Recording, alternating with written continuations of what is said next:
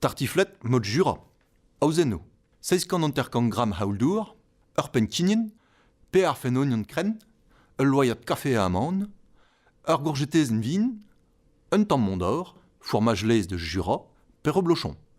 Pider gelken, 200 grammes, morze d'or zer, deus Jura. Aouza. Di blusk an haouldour, 3 neo e rondigeno. Pel et un oignon, a mis neo minut. Poar drezen a rondigeno haouldour e pa 10 minuten. Keitze, frite an oignon, ga amande belon. Mesk an oignon, ar pen kinin dralet hag an haouldour. Lak neo bar plad.